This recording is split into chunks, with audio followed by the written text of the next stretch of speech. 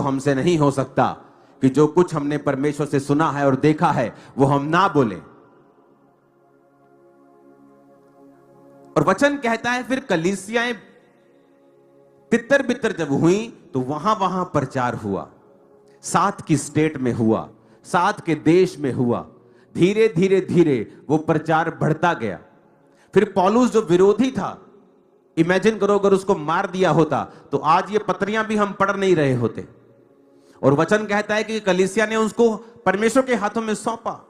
As a human being आपको गुस्सा आता है, मैं भी एक इंसान हूं, हमें भी कई बार गुस्सा आता है, लेकिन बाद में जब अब आप वचन पे कंसंट्रेट करते हैं, आप ध्यान लगाते हैं कि स्पिरिचुअल रीजन क्या है, आत्मिक रीजन क्या है, तो आपको मालूम होता है।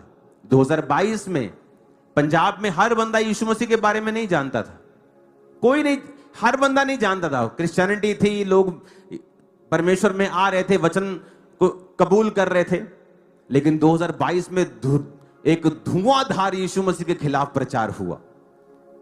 ऐसे नेगेटिविटी फैला दी गई क्रिश्चियंस के बारे में, क्राइस्ट के बारे में, प्रीस्ट के बारे में, पास्टर्स के बारे में, कैथोलिक प्रीस्ट के बारे में, पेंटिकोस्टल प्रीस्ट, सबके बारे में उन्होंने ये किया है, ये किया है, ये किया है। लेकिन क्या हुआ? जिसने यीशु मसीह के बारे में नहीं सुना था उसने सुना। जब उसने सर्च किया, जब आप देखते हैं अपने आसपास के लोगों में, आपके रिश्तेदारों में गवाहियां सुनते कि नहीं, जो आपने सुना है वो ठीक नहीं है, आप हमारे साथ चर्च चलें, आप देखें, आप खुद जाएं, आपको मालूम होगा कितना पैसा वहां मिलता है कि नहीं मिलता। क्यों लोग वहां आते हैं? क्योंकि जिसको यीशु मसीह मिल गया, उसकी लॉटरी लगी, उसे किसी पैसे की जरूरत नहीं है। क्या मुझे है 10 लाख की जरूरत? क्या आपको है जरूरत? अरे क्या पैसा, ये क्या है पैसे की औकात यीशु मसीह के सामने? जिस व्यक्ति के बेबी नहीं था 40 साल से, उसके सामने पैसा रखेंगे, पैसे को लेगा कि बेबी को लेगा? जो कैंसर से मर रहा है वो पैसे को लेगा कि हीलिंग को लेगा? जिसके मन में शांति नहीं है, पैसा भी है, सेहत भी है, वो पैसे को लेगा कि यीशु मसीह की शांति को लेगा?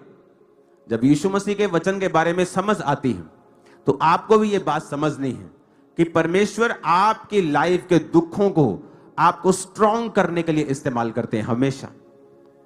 2004 में 5 में मुझे क्यों फास्टिंग करनी पड़ी इतनी? क्योंकि शैतान के अटैक्स इतने ज्यादा थे मेरी लाइफ में।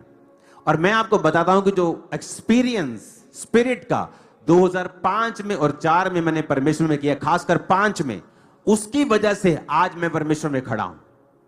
मैं इसलिए नहीं खड़ा हूं कि मिरेकल हुए, इसलिए नहीं खड़ा हूं कि मेरी लाइफ में मिरेकल हुए। आप नहीं इस बात को समझ पाएंगे शायद